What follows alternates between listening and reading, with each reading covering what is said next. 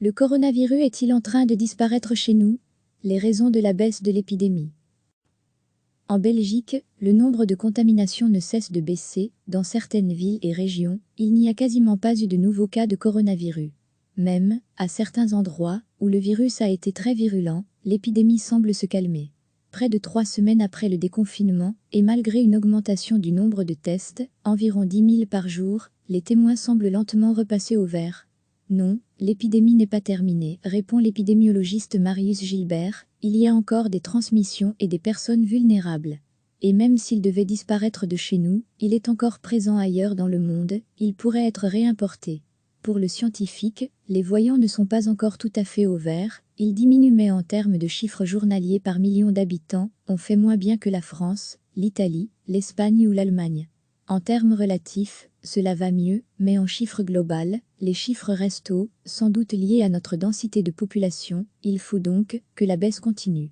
Il y a bien sûr l'efficacité des mesures prises, distance physique et sociale, on ne s'embrasse plus, on porte le masque. Même si nous sommes plus nombreux à reprendre une vie plus ou moins normale, nous le faisons avec des précautions que nous ne prenions pas avant. Mais la météo et la saison ont peut-être aussi joué un rôle. Le soleil brille, il fait chaud. Les rayons UV détruisent de virus, explique Marius Gilbert. On les utilise pour désinfecter les masques. Une publication scientifique montre que le virus excrété dans l'air par un malade ne survit que quelques minutes en plein soleil. Et puis, nous sommes à l'extérieur où l'air circule. Des facteurs qui limitent les risques. Mais il y a peut-être une autre hypothèse, poursuit l'épidémiologiste, il se pourrait qu'une partie de la population serait non infectable, parce que protégée par des mécanismes immunitaires pas encore identifiés à 100%, et qui feraient intervenir les lymphocytes T. On aurait retrouvé dans certaines cellules sanguines des traces de ces lymphocytes qui auraient une activité contre les cellules infectées par le SRAS-CoV-2. Une forme de protection, qui ne passerait donc pas par les anticorps et les globules blancs.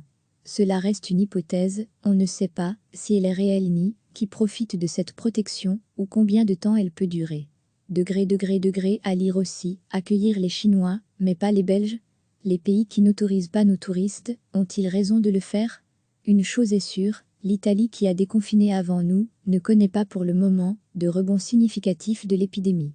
Mais attention, le virus est toujours là, il a la même dangerosité, il n'a pas changé.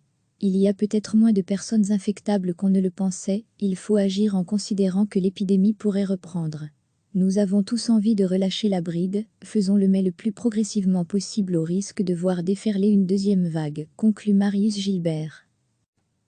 En Belgique, le nombre de contaminations ne cesse de baisser, dans certaines villes et régions, il n'y a quasiment pas eu de nouveaux cas de coronavirus. Même, à certains endroits, où le virus a été très virulent, l'épidémie semble se calmer.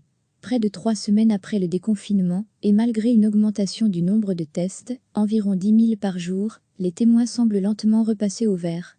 Non, l'épidémie n'est pas terminée, répond l'épidémiologiste Marius Gilbert, il y a encore des transmissions et des personnes vulnérables. Et même s'il devait disparaître de chez nous, il est encore présent ailleurs dans le monde, il pourrait être réimporté. Pour le scientifique, les voyants ne sont pas encore tout à fait au vert, ils diminuent mais en termes de chiffres journaliers par million d'habitants, on fait moins bien que la France, l'Italie, l'Espagne ou l'Allemagne. En termes relatifs, cela va mieux, mais en chiffre global, les chiffres restent hauts, sans doute liés à notre densité de population, il faut donc que la baisse continue. Il y a bien sûr l'efficacité des mesures prises, distance physique et sociale, on ne s'embrasse plus, on porte le masque. Même si nous sommes plus nombreux à reprendre une vie plus ou moins normale, nous le faisons avec des précautions que nous ne prenions pas avant. Mais la météo et la saison ont peut-être aussi joué un rôle. Le soleil brille, il fait chaud. Les rayons UV détruisent de virus, explique Marius Gilbert. On les utilise pour désinfecter les masques. Une publication scientifique montre que le virus excrété dans l'air par un malade ne survit que quelques minutes en plein soleil. Et puis, nous sommes à l'extérieur où l'air circule.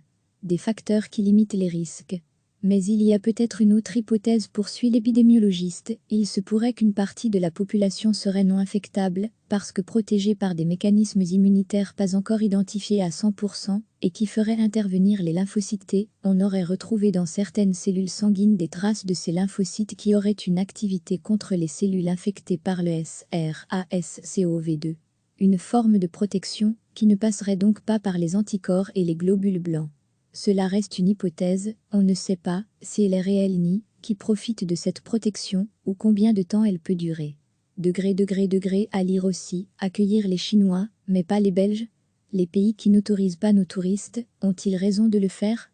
Une chose est sûre, l'Italie qui a déconfiné avant nous, ne connaît pas pour le moment de rebond significatif de l'épidémie. Mais attention, le virus est toujours là, il a la même dangerosité, il n'a pas changé. Il y a peut-être moins de personnes infectables qu'on ne le pensait, il faut agir en considérant que l'épidémie pourrait reprendre. Nous avons tous envie de relâcher la bride, faisons-le mais le plus progressivement possible au risque de voir déferler une deuxième vague, conclut Marius Gilbert. Cliquez sur s'abonner pour recevoir les dernières nouvelles.